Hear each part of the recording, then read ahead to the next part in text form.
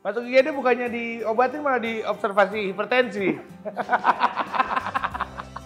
Tapi memang menurut gua, wah gua harus belajar. Kalau mau emang berkomedi harus belajar banyak banget sih. Yang sama Najwa Shihab lah, anjir itu beneran lo geter lo. Gua aja yang orang yang nggak punya salah aja geter ya.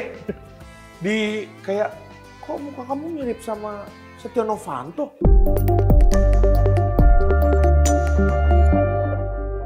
Halo KL Lovers, jumpa lagi di Kapan Lagi Talks. Kali ini bersama gue Matias. Hari ini gue nggak sendiri, gue mau ngobrol-ngobrol tentang perjalanan karir Gilang Gombloh. Gimana, sehat Bang Gilang? Puji Tuhan, alhamdulillah sehat. Udah mulai sembuh nih ya? Udah. Ya tinggal recovery aja nih, nggak tahu kapan recovery-nya nih. Ya, jadi ya habis ada sedikit insiden lah. Insiden kecil. Apa tuh Bang? Mungkin Dapur rumah gue kebakaran kemarin. 2 minggu lalu ya? Ya hampir 2 minggu lalu lah. 2 minggu lalu. Tapi aman semua? Aman semuanya, lagi mulai direnov lah. Baru mulai dikerjain. Tapi luka-luka? Cuman di jidat doang lah sama hidung kecil-kecil. Melepuh aja, melepuh. Melepuh, sampai masuk IGD katanya ya? Masuk IGD. Masuk IGD bukannya diobatin malah diobservasi hipertensi. Ya gimana nggak hipertensi, orang habis kejilat api. Iya, semuanya. Tapi ya udahlah, bisa dilalui dan cuma area dapur doang. Untung nggak nyebar ke area lain. Tetangga juga gercep ya? Tetangga juga gercep banget, wah mantep dah tetangga-tetangga gue. Walaupun pas minta tolong, dibilangnya lagi berantem. Lagi berantem. Dikira lagi berantem anjir. Saking seringnya ada orang berantem kali di gang rumah gue ya. Oke. Bukan juga jarang ya tahu kehidupan di rumah gue ya. Karena sering kerja gitu. Pas kemarin, lah kok bisa nggak berantem? Anjir aneh. Padahal gue udah tulung-tulung. Tapi itu kejadiannya kenapa tuh? Di bokap biasa. Nggak biasa sih, maksudnya pikun aja lupa kali skip dia. Kompor kah apa? Mau nyalain wajan buat manasin minyak buat ayam goreng, ditinggal nyuci sepatu sama dia. Sama dengerin AirPods. Ya tapi emang gak ada suaranya juga sih. Iya. Jadi nggak ngaruh ya. Cuman emang letak si wastafel rumah gue yang di depan itu blind spot tuh, karena belakang tembok. Padahal sampingnya kan pintu kaca yang harusnya kelihatan lah paling nggak di ekor mata. Ini karena dia mungkin dirinya di situ jadi nggak kelihatan di blind spot. Tapi posisi lu tuh di mana tuh? Gue di kamar atas. Gue harusnya hari itu cabut juga olahraga. Terus kok gue mager banget berangkat. Gue bangun AC kamar gue mati sendiri, kayak listrik turun gitu. Gue lihat di tembok lah ada bayangan merah. Baju siapa ini yang mengkilap merah gini? Dijemur. Ternyata api unggun di dapur gua. Anjir. Ada event ya? Ada event. Kemesraan lagunya. Biasanya terakhir tuh. Iya. Aduh, kacau. Oke, tapi kan yang penting sekarang udah Bisa dilalui. udah sehat, bokap udah sehat juga. Aman semuanya lah. Iya. Gong, ini kan mungkin orang ya banyak tahu lo itu ketika lu ada di Lapor Pak gitu. Tapi kan sebenarnya perjalanan lu kalau bisa dibilang di dunia entertain itu sebenarnya udah ada jauh sebelumnya ya. Lu nge-MC musik gitu. Iya. Nah, gimana tuh perjalanan awal lu sebenarnya mulainya dari mana sih? Mulainya tuh dari, kalau panggung gue mulainya dari SMA. Ngeband gitu kan, di pensi kan gua. Udah menghadapi orang banyak tuh dari zaman SMA tuh. Habis itu pas kuliah baru gue mulai nge-MC gigs. Gue ada sebuah gigs di Majestic tuh dulu, nama toko record store sama merchandise store namanya Hey Folks. Dia pokoknya punya anak-anak Ballads of the Cliché deh. Kan dulu kan ada original soundtracknya catatan akhir sekolah, salah satu Ballads of the Cliché tuh. Habis itu gue nongkrong di situ, terus mereka bikin acara indie pop yuk. Ya band-band indie pop lah yang main di situ. Terus gue agak suka sama MC-nya. Dia, kenapa? So asik.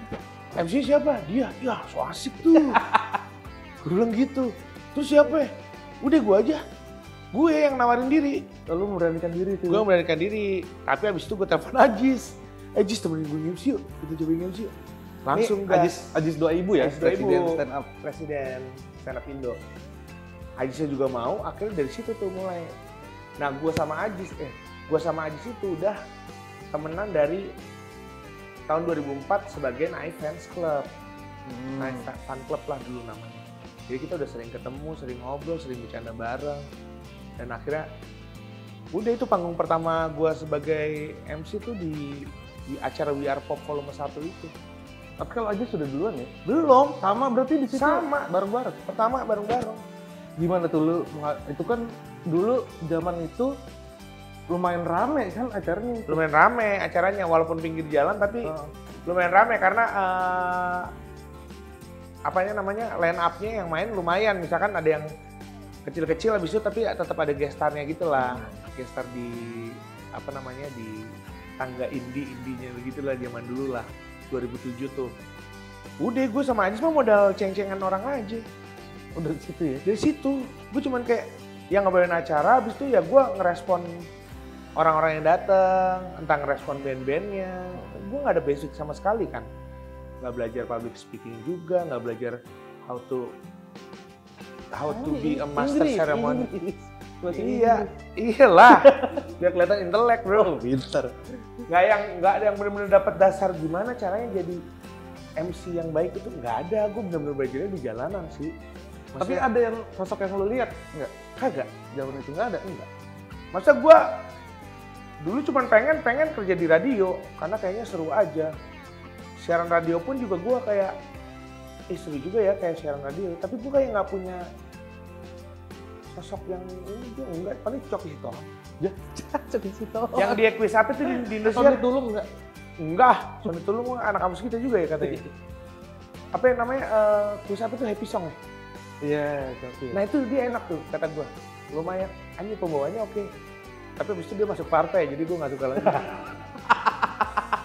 Dari inian ya? Iya. Apa sih? Jalan karirnya gitu. Jalan karirnya gitu banget ya. Itu doang sih, gue bener nggak ada role model sama sekali. Paling dulu ada Rian Pelor. Oh iya, zaman itu kan emang iya. Kalau di acara gig lumayan ini kenceng. Lumayan kenceng dan sendirian kan kayak lucu banget ini orang maksudnya. Keren gitu maksudnya secara katalog musik dia ngerti banget musik-musikannya. Secara pembawaan juga dia bisa menghibur gitu dan dia one man show di atas panggung gitu. Jadi sebenarnya kalau kayak Lovers nih teman-teman yang di tahun-tahun mungkin tahun-tahun 2006-2007 sering di gigs datang ke gigs musik, sebenarnya Gilang sama Ajis ada di situ tuh sering di posisi itu tuh yang MC panggung segala macam. Terus akhirnya dari situ beranjak kemana lagi tuh? Dari panggung gue beranjak ke dunia kerja profesional sebagai produser radio. Produser. Dari produser radio itu sampai 2016. Dari 2019 apa? Gue lupa. Itu di Prambors. Wartawan dulu. Tapi nggak passion lu ya di wartawan? Gue nggak suka di lapangan, aneh banget deh. Maksudnya gue nggak suka yang kayak gue sorry banget ya, gue gak suka banget disuruh liputan artis. Sumpah, gue di showbiz maksudnya kayak ngapain beritain artis orang dia udah terkenal. Kayak apa, gue lebih milih suruh translate berita luar negeri 20 berita sehari tuh, translate berita bahasa Inggris. Terus gue di kantor ngetik sambil denger lagu aja. Gue lebih milih gitu gue. Kalau mau liputan, film oke. Musik oke, ya. Konser apa yang kayak walaupun nulis tuh beritanya ya. Nulis lah gua tipis-tipis. Walaupun abis itu gua minta ke geng-geng cewek sih transkripnya. Iyalah udah paling the best dah kerja. Kuliah tuh punya temen cewek. Dekat sama geng cewek udah selamat hidup lo. Selamat hidup lo. Kan dulu waktu jadi wartawan emang lu pernah disuruh liput siapa? Gua lupa ya. Pokoknya anjir gua lupa suruh ngeliput siapa ya. Oh gua nolak gua. Apaan? Gak mau gua. Apaan sih? Ngapain sih? Rebel ya? Rebel lah.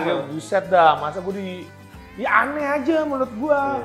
Makanya kayak, oh gue waktu itu pernah sekali liputan film yang main Nadia Vega. Di film itu dia buta, cuma gue tulis berita Nadia Vega jadi buta lah, banyak yang baca lah. Oh ini yang namanya clickbait ya. Kayak gini-gini nih gue bilang nih. Ya kalau misalkan artisnya ada di dalam premier film boleh lah.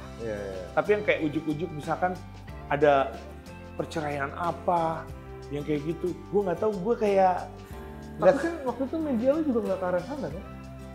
Iya nggak sih? Iya. Ada ya maksudnya? Ada lah, sama kan. Maksudnya kalau ininya hiburan-hiburan yang kayak gitu kan. Jadi ya udah, gue akhirnya milih itu. Gue translate aja, lu mau nyuruh gue 50 berita sehari juga. Kalau translate gas gue mau gue. Aneh, makanya kayak lah, gue mau jadi wartawan. Sempetnya memang kepikiran nulis pengen jadi wartawan, tapi gue pengennya di kantoran nih.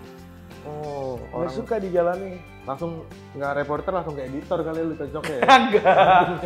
Iya sih. Atau ini apa apa namanya? Translator bahasa Indonesia itu. Sulih bahasa. Oh, sulit. Penyulih bahasa. Gue jadi penyulih bahasa, nggak apa-apa deh gue. Nggak apa ya? Iya. Lu bertahan berapa lama? 9 bulan. Ya kan di situ ilmu-ilmu lu kuliah di Harvard kepake. Kayaknya harusnya gue nggak kuliah di situ dah. Kayak gue harusnya nggak kuliah di situ dah. Kayak nulis kayak belajar di YouTube juga bisa dah. Enggak, kayaknya juga enggak. Terus itu kan males gitu wawancara. Terus ketika sekarang lu nih diwawancara nih. Males. Karena gue nggak ngerasa gue tuh siapa-siapa juga. Wartawan, terus masuk ke radio. Akhirnya masuk ke radio. Produser dulu ya berarti kan? Produser, karena gue ditelepon Darto kan, Imam Darto. Jat, lo mau nggak jadi produser gue? Ah, oke boleh. Terus gue dateng tuh, interview dulu sama Darto sama Danang kan. Lu, gue suruh ngapain nih? Gue udah kasih tebak-tebakan aja. Ya. Gue masuk cuma dites tebak-tebakan doang. Gue cuma sahur apa yang penuh adegan langka? Sahur apa? Sahur on the road. Ya. Terima gue. Keterima. Aneh banget, hidup gue ini banget dah, anjing bercanda mulu. Abis itu baru gue ketemu program director gue. Terus kayak udah di interview, udah gue masuk akhirnya jadi produser radio. Produser, terus akhirnya jadi penyiar juga. Penyiar juga. Lepas dari Prambors, gue jadi penyiar sama Adit Insomnia tuh, ada di radio baru. Grupnya Indika Grup lah. Hits FM. Baru tuh gue pertama kali jadi penyiar. Ya walaupun gue juga ngerjain dulu radio ya. Oh iya, sama radio ya. Website gue, radio online gue.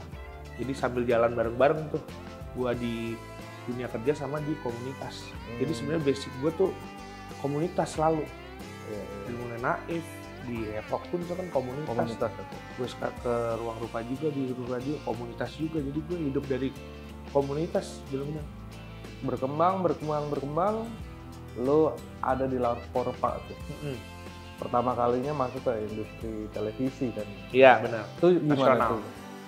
Itu gue masih canggung banget sih, canggung dan nggak pede banget emang gue akuin. Maksudnya kayak masih yang kayak ini gue di sini gue harus gimana ya? Jadi gue ngeraba-raba juga, cuman ya pasti gue banyak bertanya juga sama teman-teman yang lain yang sudah jauh lebih berpengalaman kan.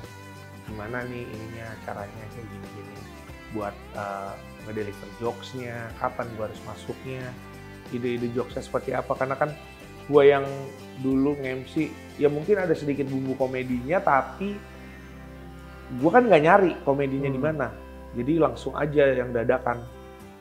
Sedangkan ini gue harus bekerja benar-benar berkomedi, setiap hari harus berkomedi, punya jokes, bisa ngelawak. Harus ada jokes baru yang lo keluarin tiap hari. Jokes baru yang gue keluarin atau jokes yang sesuai sama line cerita yang gue. Jadi ya lumayan belajar banyak. Cuman emang banyak canggungnya banget gue di awal-awal tuh. Ya, itu tapi dari lo masuk ke Laporpa berarti dari Pak Wendy? Iya, dari gue YouTube dulu sama Pak Wendy. Di pandemi tuh YouTube sama Pak Wendy. Pertama Ajis dulu, terus ternyata Pak Wendy pernah ngeliat gue sama Ajis nge-MC di 21 tahun ulang tahun Naif lah, yang di Taman Mini itu. Pak Wendy nanyain gue, saya bilang mana, ajak aja nongkrong kesini. begitu gue datang langsung tag video, kagak ada nongkrongnya. Oh langsung itu? Langsung. Episode lu pertama Langsung. Ceritanya jadi apa ya, pokoknya Pak Wendy lagi impersonate DC. Itu Warbun atau Bukan, yang podcast. Oh yang podcast bertiga tuh? Yang close the door tapi versinya Pak Wendy itu yang dulu parodinya dia. Yang jadi Corbuzier. Yang dia di Corbuzier tuh. Ya udah di situ baru ntar dia kepikiran bikin kayak sitcom gitu, baru Warbun jalan. Jadi dari situ habis itu baru ternyata salah satu orang yang diajak untuk brainstorming bikin program itu adalah Pak Wendy sama pihak dari TV. Pak Wendy milih-milih orangnya.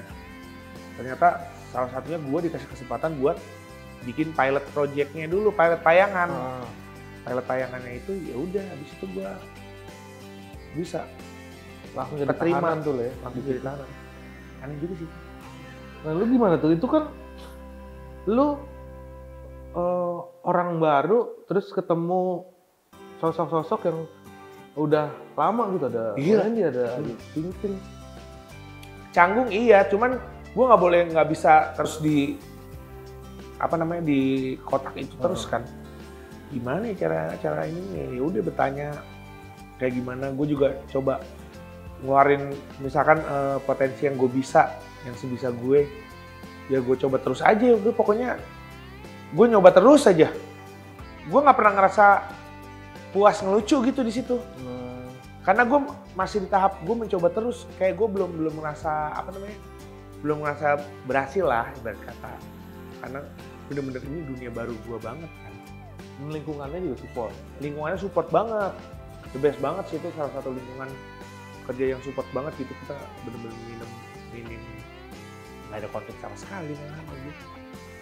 Lu kan berarti di situ awalnya kenal sama Pak Wendy doang dong? Iya. Terus yang lain gimana? So welcome apa sih mereka tuh? Welcome banget. Welcome banget bener-bener. Ya gue bisa ngobrol aja misal gue mau nanya apa, kayak lu lagi ini nih ya, lagi suka ini ya misalkan sama Ayu Ting Ting ngobrolin misalkan kayak seputar K-pop. Kemarin gue liat ini deh Bu Ayu, bagus juga nih ya, ini lagu-lagunya. Iya. Ntar kalau sama Hesti ngomongin anime, sama komik-komik manga, Hesti suka kan. Sama Andika Pratama ngomongin bola.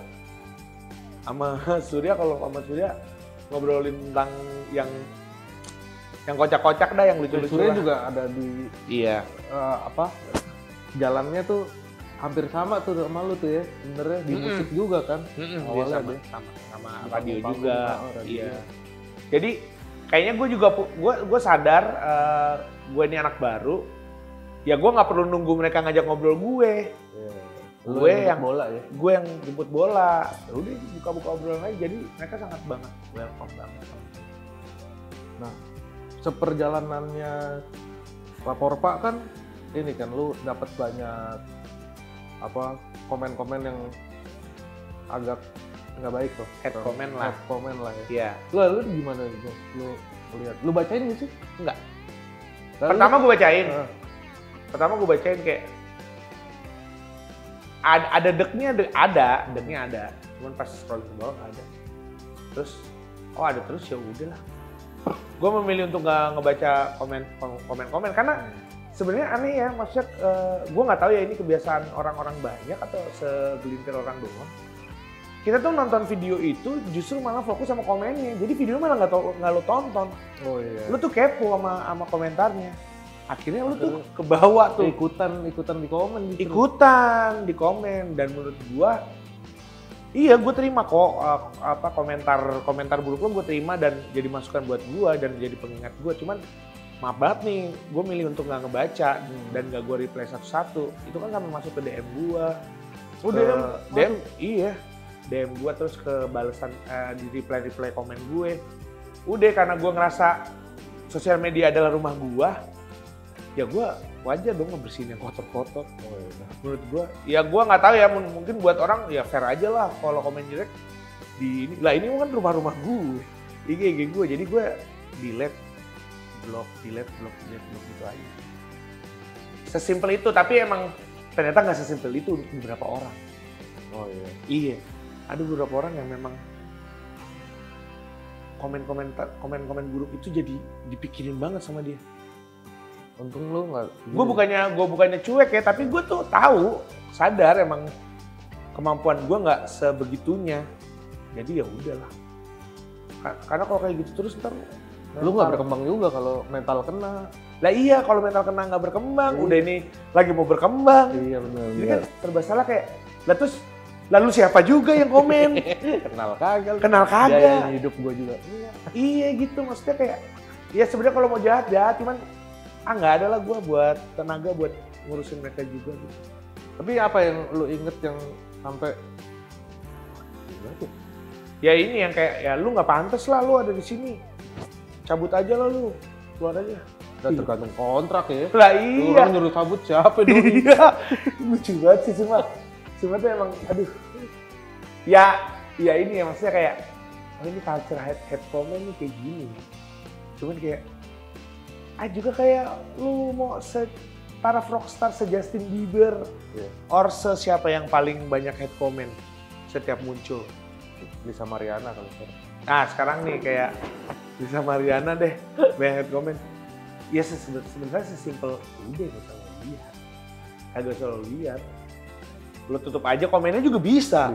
Ada fiturnya. Cuma katanya nggak bisa jualan. Ayo tuh kalau rezeki mah ada aja. Untungnya gue bener-bener bisa melaluinya lah, karena harus profesional juga kan. Iya kan. Jadi banyak momen-momen dimana kayak waktu nyokap gue COVID di rumah sakit, itu kan kita gue ngebayangin nyokap gue lagi sulit bernafas, tapi gue harus ngelawak juga kan. Oh iya. Itu juga, ya tapi gue harus tetap profesional juga. Ya gue tetap harus ngelakuin apa yang jadi kewajiban gue gitu. Ya lu ada di posisi yang ketika saat nyokap lagi sakit-sakitnya, lu masih tetap fokus kerja tuh ya? Iya. Dan berkomedi. Iya. Itu kayak setiap hari kayak ke medan perang cuy. Setiap hari di swab. Terus kan lu berkomedi lu ketawa. Sedangkan orang lagi disuruh mingkem semua. Pakai masker, bahkan di kemunculan episode 1 itu pakai masker kan. Oh iya. Sama apa namanya? Face shield kan. Jadi buset. Gila lagi. Ya susah banget berkomedi tanpa ekspresi muka kan. Cuma mengandalkan suara sama alis doang atau gini-gini doang. Kayak lagi kiu gitu doang anjir, lagi ngedain cewek. Iya. Jadi ya banyak banget belajar profesional banget sih. Gitu. Tapi memang menurut gua harus belajar, kalau mau emang berkomedi harus belajar banyak banget sih. Caranya seperti apa. Bertahan selama berapa tuh? 2,5 tahun. 2,5 tahun. Lumayan nggak sebentar juga sebenarnya. Sebentar karena setiap hari kan episode-nya banyak. Ketika lu udahan nih, justru gue nggak tahu itu orang-orang yang dulu hujat lu apa enggak, tapi jadi ya sayang banget. Nah itu jadi banyak tuh gitu tuh. Ya itu bukannya kebiasaan warga Indonesia ya? Kayak kasus apa tuh? Yang pemukulan hewan yang di pemeriksaan mall. Oh ya di sini ya. Diserang semua security diserang. Ternyata anjingnya abis ngegigit kucing sampai mati. Oh ternyata gini-gini ya. Sekarang yang laporin yang diserang kayak, men, anjir, terus lah jangan jadi warga yang kayak gitu maksudnya. Ya itu menurut gua kayak gitu aja sih. Ketika mereka kan sebenarnya mereka tuh caper kan. Komentar-komentar itu kan caper, biar diperhatiin kan. Ketika mereka udah nyampe keinginannya, ya gue cari apa lagi? Cari caper apa lagi ya? Kalau yang gue baca kayak gitu sih. Iya, gue sempet ngeliat beberapa komen-komennya kok jadi banyak support ya nih. Aduh, aneh banget ya, bener-bener udah bisa gampang berdigiring. Bener. Asli dah. Nah, tapi selama di Lapor Pak 2,5 tahun, yang paling menurut lu paling memorable yang apa tuh?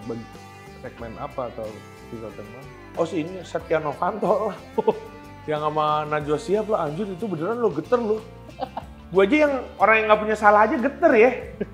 Di kayak, kok muka kamu mirip sama Setia Novanto? Maksudnya kan itu dicecer kan? Gue bilang, hah? Enggak, bukan. Maksudnya gue berakting, cuman kayak gila banget, intimidatif banget emang ya. Maksudnya secara kalau nyusun pertanyaan tuh, dapet. Kita ngeliat biasanya di mata Najwa, dapet juga nih kayak gini di gue nih. Wah anjir ya, gue merasa, seneng juga sih bisa samping Najwa Shihab gitu, kayak gitu. Habis itu ya off-air-nya juga. Oh lumayan. Iya, waktu itu di Bandung off-air-nya. Kan ya, kita nggak pernah off-air ngelawak ya gue ya. Itu kan jadi pengalaman yang pertama juga. Off-air ngelawak di kota Bandung waktu itu. Pengalamannya ya itu mah udah pengalaman paling berharga lah, gue 2,5 tahun di sana. Oh iya, banyak yang lo dapet dari situ. Parah sih, sampai sekarang pun orang masih nggak sama gue. Maksudnya walaupun itu kan 2023 ya, 2023 gue udah keluar Agustus gue ingat. Gue kemana-mana pun kalau gue dipanggil kayak Mas Tahanan ya itu gue terima aja. Maksudnya emang ya rezeki gue dari situ kan, kayak ntar ada orang kesuk-kesuk kayak kesuk-kesuk. Gue langsung ngomongin saya ya. Oh iya bener gini. Iya bener. Daripada lu kasak kusuk. Di Klaten juga gitu. Di Klaten satu kampung minta foto. Iya. Di Empal Gentong Haji Aput Cirebon juga gitu. Masih lah yang maksudnya gue kan nggak expect juga ya waktu gue touring motoran naik Vespa tuh gue makan Empal Gentong. Ya itu Haji Aput kan yang lumayan paling terkenal kan. Udah kasak kusuk aja. Ya udah langsung gue tembak, lu ngomongin gue ya. Iya bener kan berarti ini Mas? Iya bener. Satu karyawan. Seluruh karyawan langsung foto bareng. Ya kayak gitu-gitu ya senang aja gitu kan.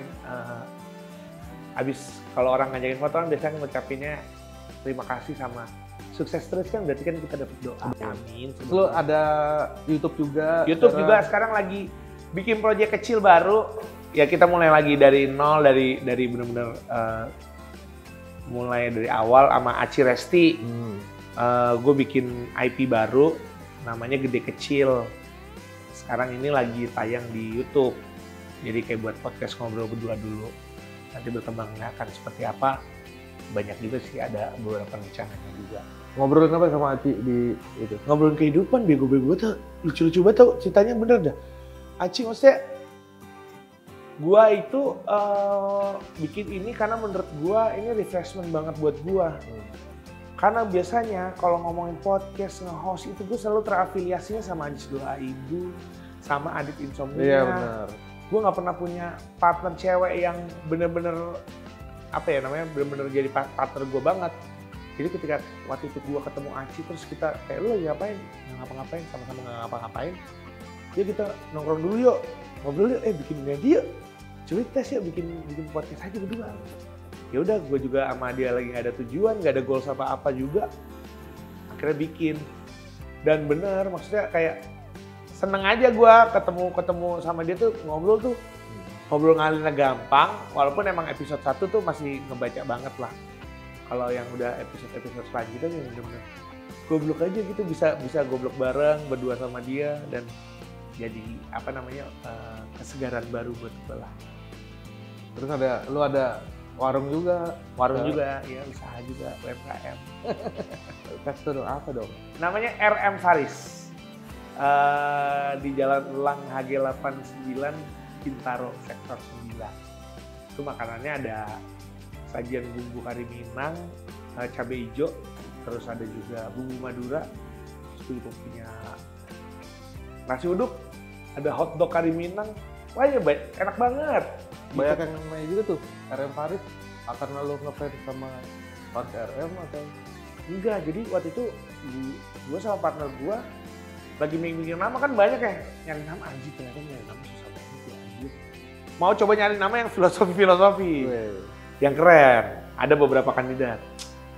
Ini mah apa ya, kan ada 3 orang, ada kan biasanya Sri Rezeki, ini Tri Rezeki yuk. Wah kayak gini. Terus ada lagi si temen gue lagi, apa ya waktu itu gue lupa. Pokoknya maknanya agak ambigu. Suri. Ada nama kandidat satu lagi, Kedai Suri atau apa.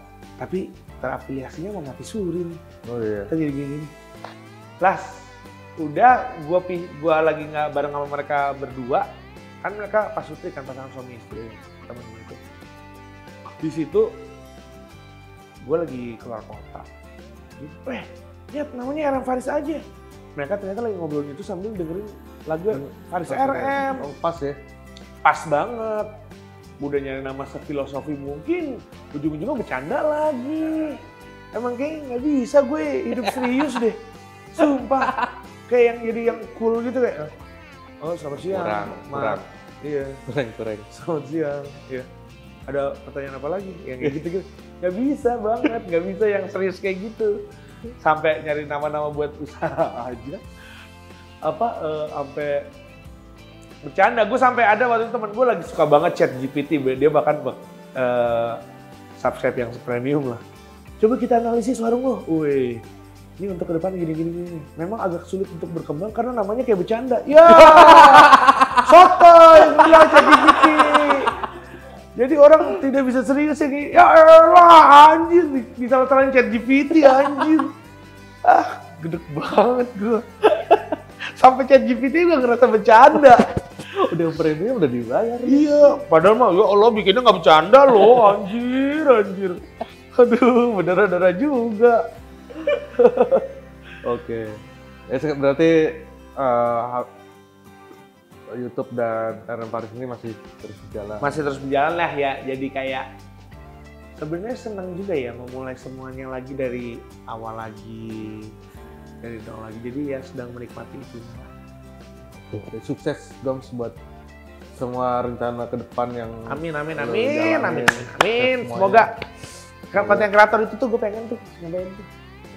Ya, semoga apapun lah ya yang lo kerjakan bisa. Amin. Doain ya teman-teman. Sukses.